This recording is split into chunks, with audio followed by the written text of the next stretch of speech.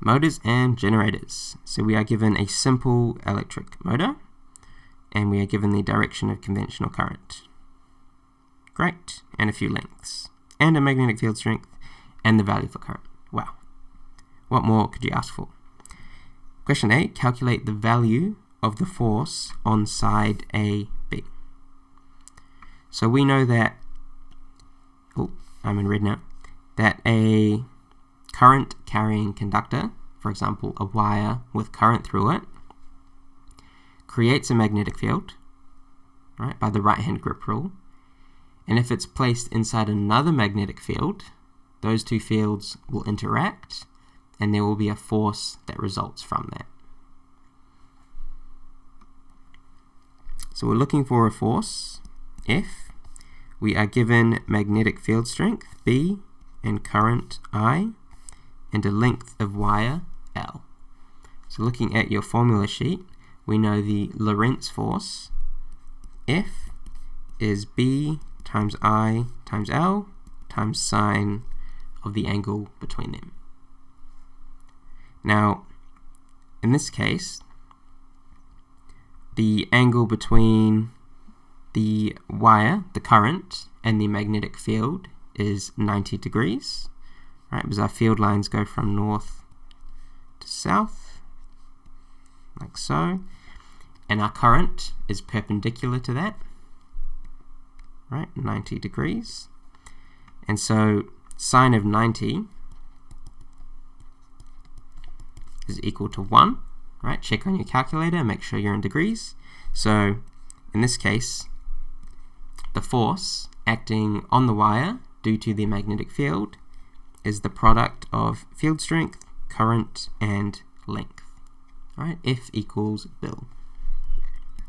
Substituting in the values, in for B, 4.7 times 10 to the negative 3, I is current, 2.3 amps, length, 5 centimeters.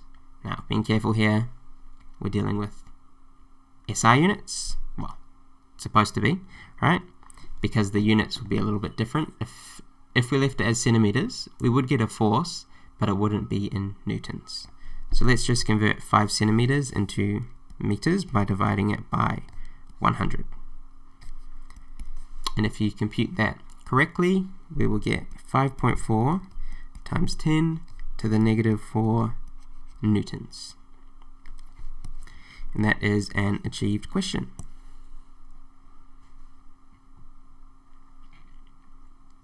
So again, what this is saying is that the wire, AB, will experience a force, and that force will have this magnitude of 5.4 times 10 to the negative 4. But of course, we know that a force is a vector which has a magnitude, right, already done, but it also has a direction. And so this question is now asking us to consider what is the direction of the force on the wire due to the magnetic field for each section. So AB, BC, and CD. Cool. So there are a few different rules you could use to determine this. In my class, we use the right-hand slap rule.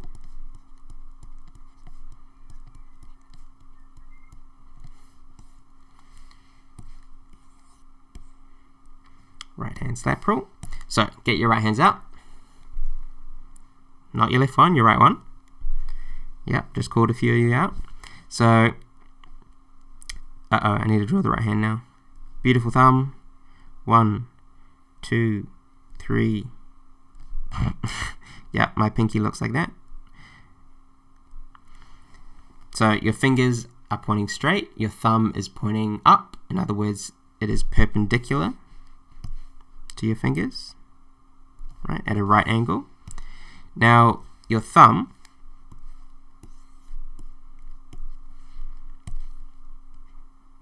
points in the direction of conventional current.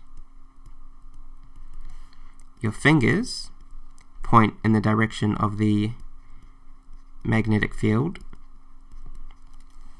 And your palm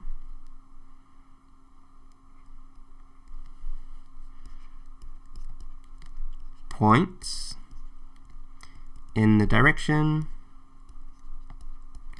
of force on the wire, right? On the thing carrying the current. Cool. So let's focus on section A, B first. So with our right hand, our thumb points up and our fingers point north to south. All right, right hand, where is your palm pointing? My palm is pointing into the page. Into the page. So the force on wire AB is into the page.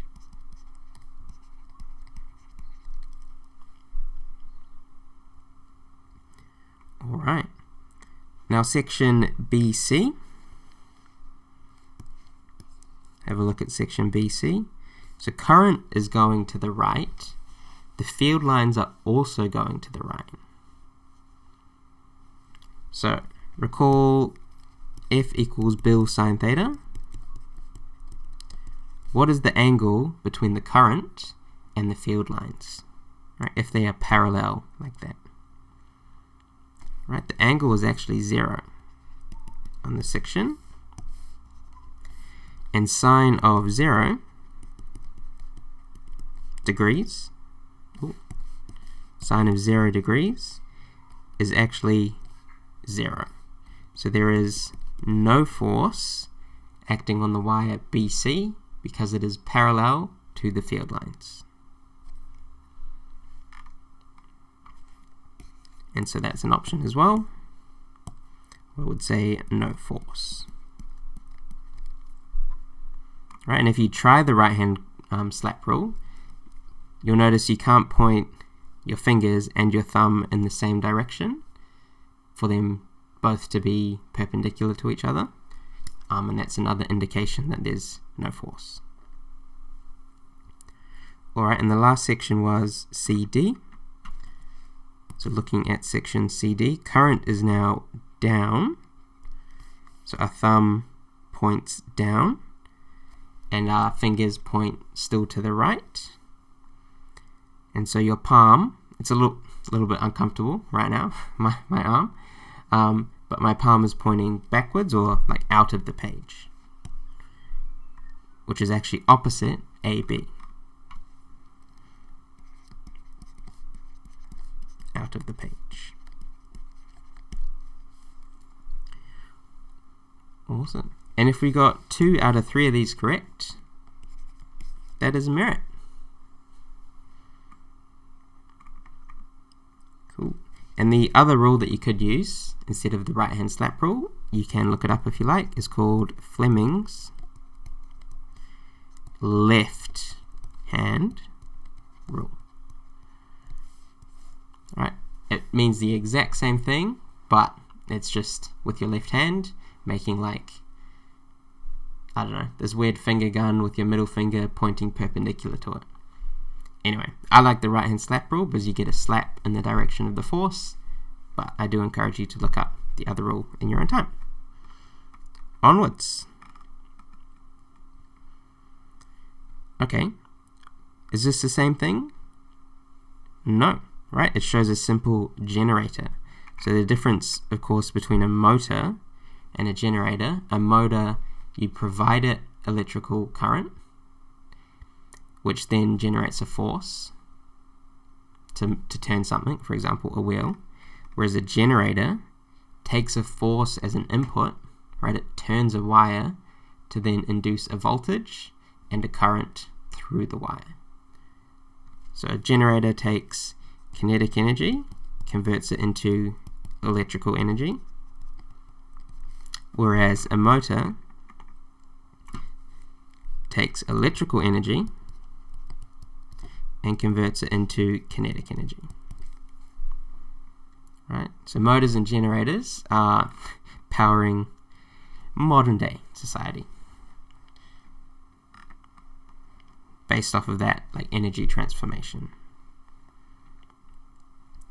Okay, so now this generator, instead of just having one loop, it has 60 loops or 60 turns, and it's rotated clockwise. We're given the lengths, and we're given the magnetic field strength as well. And it's telling us, or asking us, to calculate the value of the induced voltage when AB is cutting the field at a certain velocity. Cool. So we know that the induced voltage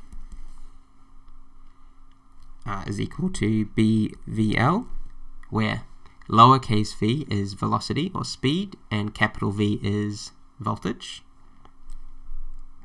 So I'll do VAB because we're only focusing on that section.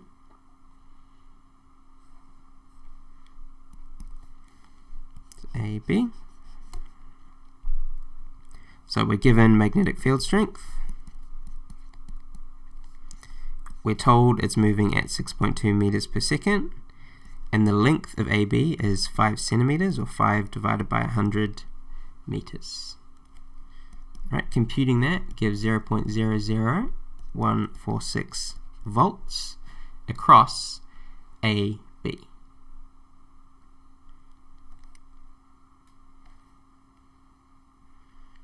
Now it's asking to calculate the value of the induced voltage in the whole coil, right? Not just AB, which we've done, but the entire coil. So let's have a think. So there's 60 loops. So is it just 60 times that voltage we got? There's more wire inside the field, right? So BC, this bit here, does not induce a voltage because it's parallel to the field lines.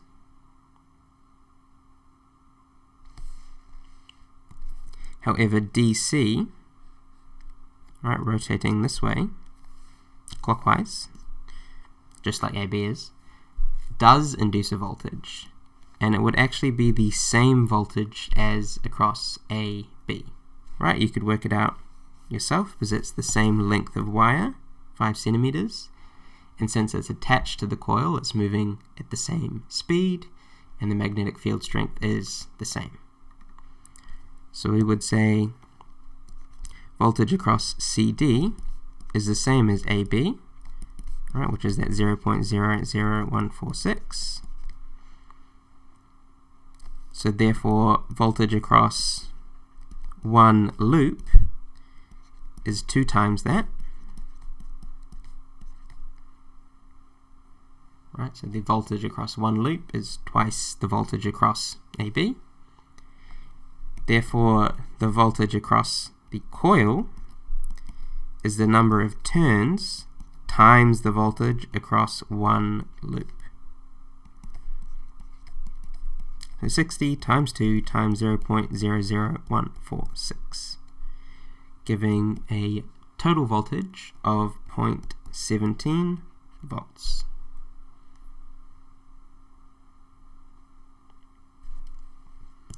Cool.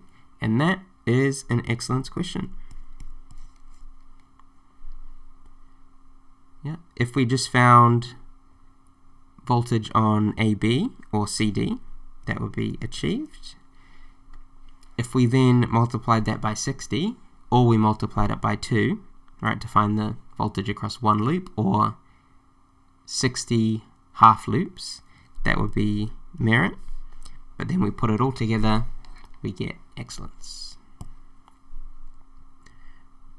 Awesome. So just to summarize this one, we're given a generator and it's moving clockwise, and so sections A, B and C, D will get an induced voltage across them equal to B times V times L, so field strength times speed times the length of wire inside the field. And since there are 60 turns, we need to multiply the sum of those voltages by 60. Alright, the last question. So the generator works by rotating, and we're given 4 positions as it rotates clockwise. And we're asked in which position would the largest voltage be generated.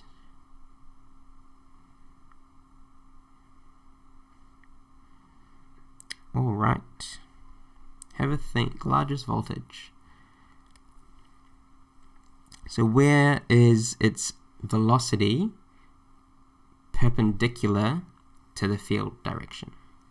So field direction is north to south, and in this position, position A, it's moving up, so it has a velocity up there and down there. So this is perpendicular, right? Its speed of those 2 sections of wire is perpendicular to the field lines. So that would be a maximum voltage. Position B, again the field lines are left to right. However, at this moment, the velocity is parallel. Right, velocity being a vector, so it's moving parallel, so there'd actually be no voltage. Because we know V equals BVL, but more formally, it's times sine theta, right? It's the component that is perpendicular, and in this case, there is no component perpendicular, so there is no voltage generated. On to position C.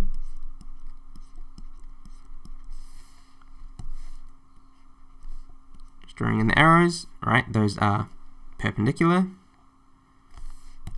so that would be a maximum voltage, and position D is much like position B, where no voltage is generated.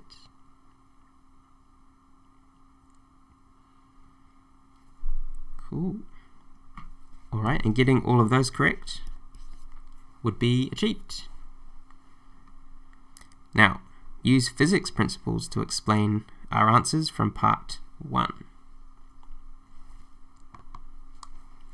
So we've already talked about that, about parallel versus perpendicular.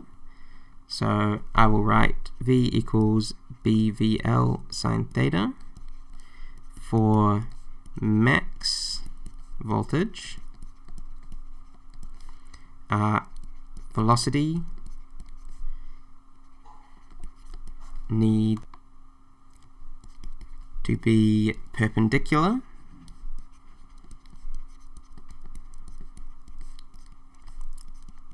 to the magnetic field. So this is theta being 90 degrees, so sine of 90 would equal 1. Right, you don't need to write that, but that's just where it comes out in the formula. Whereas for minimum voltage, actually 0 voltage, velocity, should be a bit more specific here, velocity of the wire.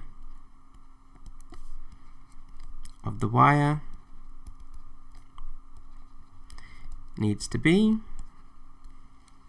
parallel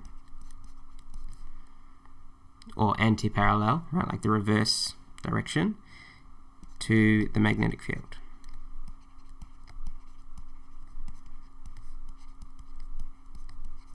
And of course this is when theta is 0 degrees, so sine of 0 is equal to 0.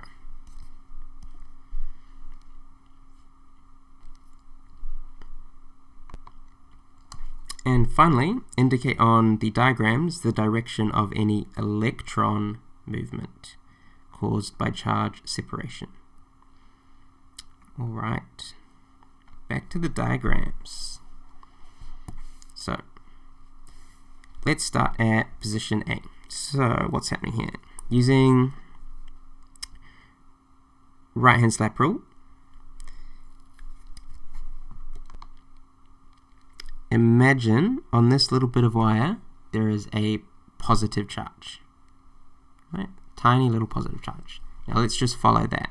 So our thumb, right-hand slap rule, points in the direction of conventional current or movement of a positive charge. So that's moving up. And now our fingers point in the direction of the magnetic field, which is to the right, north to south. So my palm, and your palm, you should be doing this, is pointing into the page. So it is going to push the positive charge around the wire like that. Now, that's the positive charge. What that tells me is that the negative charge, or the electron flow, will be back towards us. So my answer will be an arrow pointing that way, and optionally one on the other side, but so like from top down it's anti-clockwise. Alright, let's do the same thing for position C. Again, let's follow a positive charge, because the right hand slap rule is for a positive charge or conventional current. So this positive charge is moving up, so my thumb points up, my fingers point north to south, my palm is into the page. So this positive charge will experience a force towards the back, or equivalently, an electron will experience a force pulling it towards the front on that side, and on the other side, pushing it away, right, creating that current. Now positions B and D, we already discussed in part 1 that there's no voltage generated, and we need that voltage to separate the charge. So in other words, there's no current flowing in positions B or D. Alright, and if we got part 1, most of part 2, and part 3, that would be excellent. Cool, that's it for this. I'm going to go eat my breakfast. Bye.